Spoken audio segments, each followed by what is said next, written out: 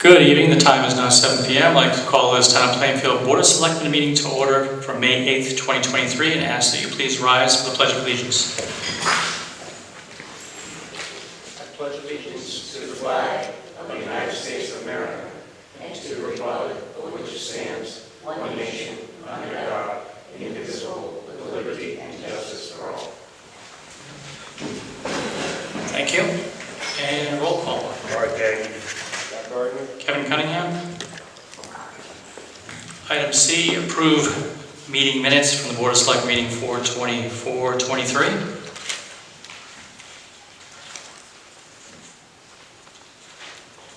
Only correction I saw was in other. I think it was supposed to be 25 April. It's already passed. The town meeting. Correct. Okay. With that correction, I'll make a motion to approve the meeting minutes for 4/24/23. Second. Any other discussion? Hearing none, all in favor say aye. Aye. Item D, old business, discuss and act on the amending the town Plainfield procurement policy.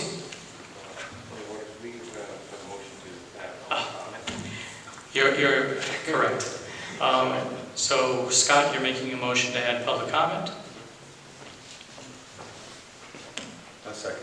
Art, you second. All in favor say aye. Aye. Aye. So we'll put that, thank you for that, we'll put that in for right after old business.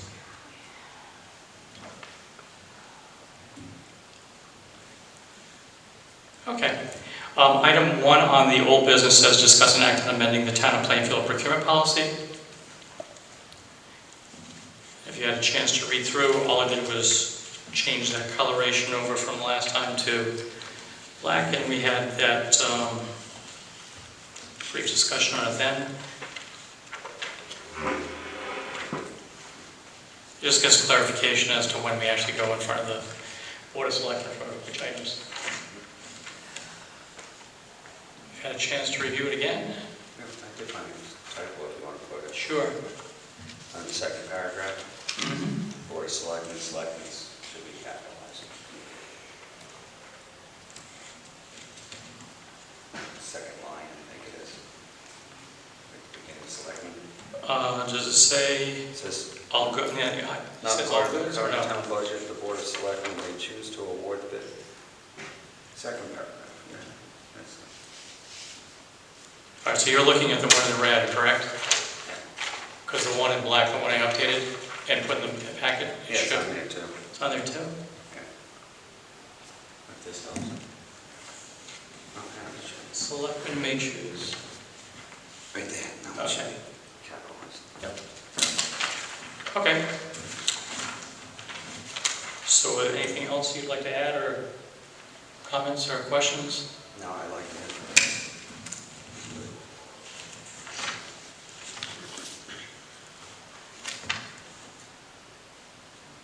All right, so in that case, entertain a motion.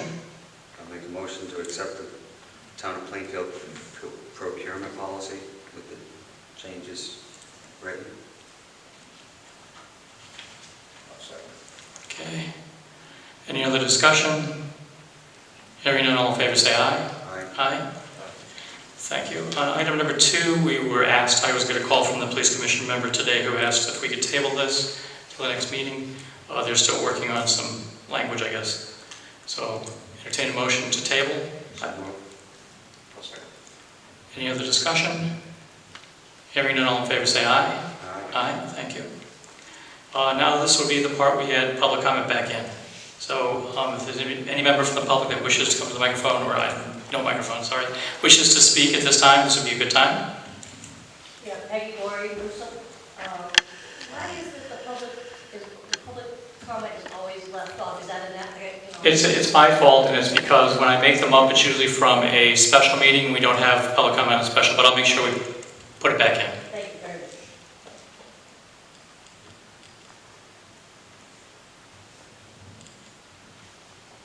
Anybody else from the public wishes to speak at this time? Tom Zinglitz. One of the issues I talked about with some residents recently is that we have 2 town charters that are circulating. And the difference between them is one is going back to the 2018 Charter Revision Commission as far as changes, and I guess the other is reflective of 2021. So the big difference as far as what's coming up soon is we got the budget coming up soon. So the question that's kind of been circulating based on these 2 different charters is, one charter says that if one budget fails, then they all fail. And then there's another one, of course, that says prior to that change that if one passed, or let's say one passed and the other 2 failed, that means that one would be good, but the 2 that failed obviously have to be revisited. So, the point is that we shouldn't have 2 versions of the charter that should be able to be looked up. So is there anything that's being done to basically try to get rid of the outdated charter and make sure we have a current one? Okay, so I'd like to correct you on that. Okay. Just so you can understand. If you take a look at section 2.4C, it's just a wording difference, and the way it's worded is if any of them fail, it has to come to your Board of Finance to make your appropriations of what you'd like to do. So it's up to you. Has the issue, I guess my question more or less was, has the issue been brought to your attention that? Absolutely. 2 different, okay. Yes, and it's not too different. We have a current one, period. Okay. And secondly, the chair people from each of the RTC and DTC were notified, met, reviewed it, and they were okay with understanding what the new change looks like. So I do agree with you in some respect. It needs to be clarified even further. I hope in the future we can really pinpoint exact wordage on it so there's no question of what's going on. But that was the section 2.4C, how it references if anything fails, it comes back to the Board of Finance and they can make their choices. As example, if the Board of Education was to pass and the town was to fail, then it would be up to you to figure out what you'd like to do. Thank you, Lori, again. Didn't we have a question on the ballot about that, where we'd like to, if they were both together, or whether they were separated? We had a question on the ballot about that, and it passed. And this was the interpretation by the town attorney and how they worded it. So if there's still further confusion over it, then yes, I think at the next Charter Revision Commission that there should be some way to clarify it. 100%, because that's the way most of the town took it to mean that if one, you could pass one without the other. Yep, we've reviewed this with the attorney already. We've also reviewed it, like I said, with all of the, with Carla and Mike to verify RTC and DTC understand what's going on. Anybody else from the public? Yes. I actually had a resident discuss with me because of, in the past... Just so we can get clarification. Naomi Smith, Thank you. Plainfield. In the past, we only had reevals every 10 years. So now with the current... Could you, before you go any further, could you tell me when that was? That was going back, because in 2008 was when they started with the every 5 years mandate. Okay. It started down in New Haven, actually, for Fairmark, but... Verified. But okay. Prior to that, we were, I mean, I'm not sure if we applied it every 10 years, but that's what the state Okay. has under it. So my question is, given the fact that now the state, since 2008, has started with this mandate, is there room for adjusting some of the wording in the budget? Because here's the interesting part. So if our budget, if our mill stays the same, technically, it just goes to a town meeting, not a referendum. But not all the revals hit everyone in the town. Some people don't get hit with them. Some of the businesses don't get hit with them. So the question presented was, because this is something relatively new the town is facing, do we want to, on the years when we're having re-evals, instead of doing a town meeting style of vote, even if the mill stays the same from the past year, do we want to do a referendum? Because even though you're not having a mill increase, you're still having an increase. So you need to maybe possibly open it up to more residents for a longer voting period. I understand referendums cost the town money, but in the past, we never really had wordage as far as the mill increase or decrease with the town meeting versus referendum, because the re-evals weren't being done every 5 years. So again, falling in line with possibly another charter revision, something to be discussed. Thank you.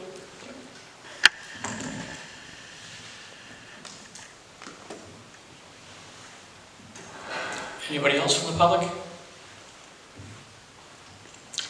Okay, hearing none, we go into item E for new business. Consider an act on tax refunds requested by the tax collector totaling 51002. ACAR Leasing Ltd. for $413.41. George L. Soto Jr. for $96.61. Make a motion to approve the tax refunds in the amount of $510.02. Second. Any other discussion? Hearing none, all in favor say aye. Aye. All right, so what you have in front of you on item 2 and item 3, we went out to a bid, and this is for a court-ordered bid required for, I think it was 13 Simmons Ave, and what there is 2 items on here, so 2 and 3 for the new business. Item 2 is the bid for the removal of household garbage, bulky waste, scrap metal, lawnmowers, etc. And you'll see in your packet, you'll have both on one side of one page and one the other for the invitation for both of them. And then there should be one piece of paper that talks about bulky waste on the bottom. And those were the 2 bids that came in. K&H was $5,000, cleanouts and more, $1,999. So we'll take them one at a time. What's your pleasure on the first one?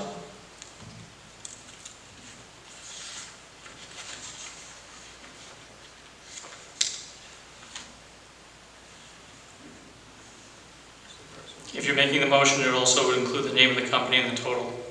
To cleanouts and more for $1,500. No, it's actually $19.99. No. That's the cleanouts and... Oh, garbage waste, sorry. Yep. Okay.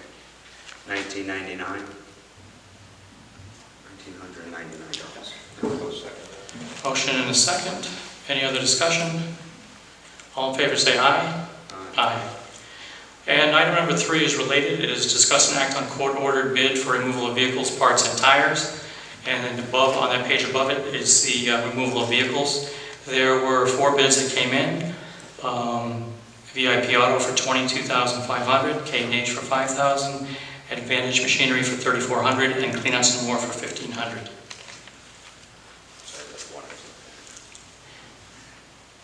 I'll make a motion to approve the bid for removal of vehicles, parts, and tires to Cleanouts and More for $1,500.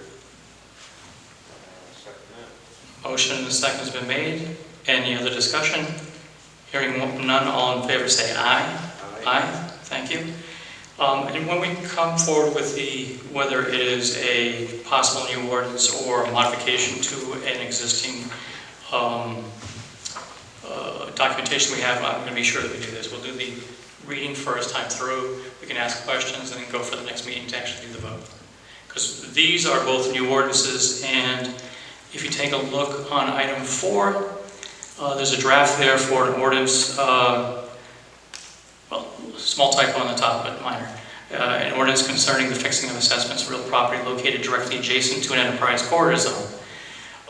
This number here, if you take a look and read through, Mary Ann, you came up with this. If you don't mind answering questions, that'd be great. We have something similar to this right now. I'm not sure if it's 124, is it listed? Yeah. Yep. And that's for when you do building repairs and things like that. It has a very similar tone to it. This one has a year of improvement, so it's a 5-year process. A little different. It has the same flavor, but a little different than going to the state of Connecticut and asking them for this, because in this process, we actually make out a little better for the town. 50-40, 30-20-10 does make out better for the town. So really what it's doing is it has to come again by the application. First of all, it has to go to the town for a vote on the ordinance. Secondly, it would go then for a time period to let that ordinance actually take and be active. Then it comes to applications. Anybody puts an application in would be doing so, and then the Board of Selectmen would eventually say yea or nay to it. So that's what we have in front of us. I think this one gives us a little more leeway because the selectmen could also say no, but it also has just by the adjacent properties of the current enterprise corridor zones.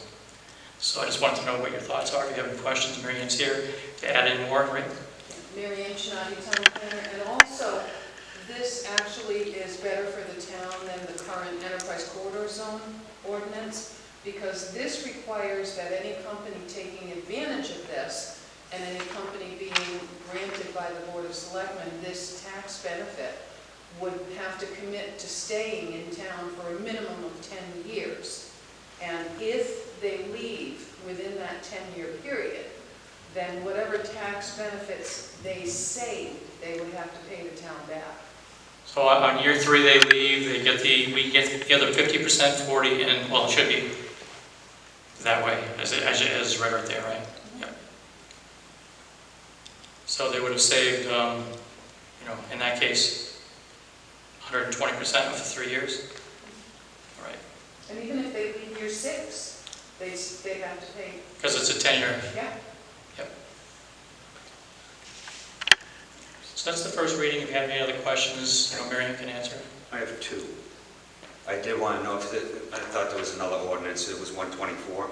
So this does not replace that, repeal it? No, not at all. This is a new ordinance. Okay. Very specific to the item. And then the other question was on section 4, item number 1. Yeah. The certificate of occupancy before October 1st of the year. What year? Fiscal year? Whenever they actually apply. In which the application is made. So So if they apply in the regular January- year from January to December, exactly. not the fiscal year Mhm. that we work on. Okay. It goes off the assessor's date. Assessor's date is always October 1st.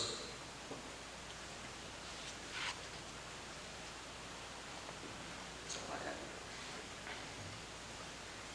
Any other questions for right now? If not, we'll make sure we bring it to the next meeting and plenty of time to review. Thank you. Next item is an ordinance for floodplain management ordinance. You'll see, I think I can put yours in color as well. If not, let me know. Okay. If you wouldn't mind, just a brief explanation as to why this is. FEMA Modification. has revised our flood maps, which have an effective date of September 7th of this year. Those maps have not been updated since 1991. And as part of that mapping update, our current floodplain ordinance and regulations were reviewed by Diane Ifkovic, who is DEEP's liaison to FEMA, and she noticed that there were deficiencies in our current ordinances and regulations, and if they are not revised, then we would be out of compliance with FEMA and would not be able to participate in the flood insurance program. So this, it's a very lengthy ordinance, but this is what it is because it has to be, so that it'll comply with the FEMA requirements.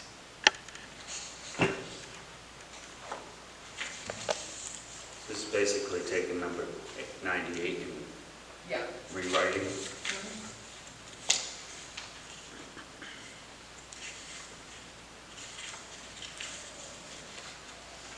And there are sections in here that I left in red for the board to discuss. A couple of the definitions aren't a FEMA requirement, but they're strongly recommended because they clarify. And of course, each application of this is going to be different on the cost because they're all. Yeah, exactly. And then section 2.35, substantial improvement. That can range anywhere from 1 year to however long. And I put in a year. If the board decides you'd like to make it longer, then, that can be changed as well. And the longer the time frame, that, for example, if I were located in a flood zone, and I came in for an improvement to my house, and that improvement was 20% increase in value, that doesn't reach the 50% threshold, but if there's a 10-year time frame, and I come in with another subsequent improvement, that's 30% increase. That 30 plus 20 equals the 50, which means I have to make my house flood-proof. I have to comply with the flood ordinance. Whereas if it's 1 year, if I came in and it was 20%, if I come in again in 2 years with another 30%, I still don't have to make the house flood-proof because I'm not meeting that 50% threshold. Normally for a property in a flood erosion control zone, is that requirement to go through wetlands as well?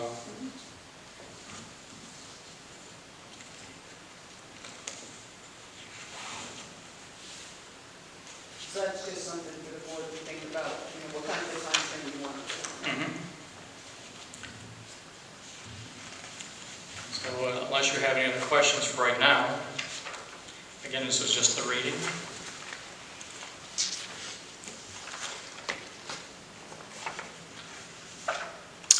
And if you don't mind, we'll move on to item 6. Consider and act on resolution authorizing the first selectman to execute with and deliver to the State of Connecticut Department of Environment, Emergency Services and Public Protection, the Division of Emergency Management and Homeland Security, and all documents it deems necessary and appropriate. That should be item number 7. You might have a copy of that there. We've been asked by DEMIS to come forward with Homeland Security and make this authorizing resolution.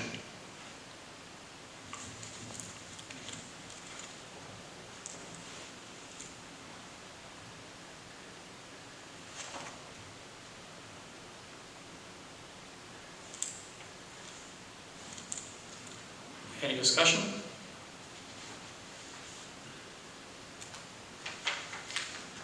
Any motions? Make a motion to approve the resolution authorizing the first selectman to execute with and deliver to the State of Connecticut Department of Emergency Services and Public Protection, Division of Emergency Management and Homeland Security, and all documents that deems necessary or appropriate. Motion's made. Second. And a second. Any other discussion? Hearing none, all in favor say aye. Aye. Aye. On the other section, there are a few items I just want to talk about briefly. The first one is May 20th, and there's a lot of things that are happening on May 20th, quite a few. But one of the important ones for me would be the Project Pin Food Drive. That's Saturday, May 20th, 10 a.m. to 1 p.m., located here at the Town Hall. The information is online, but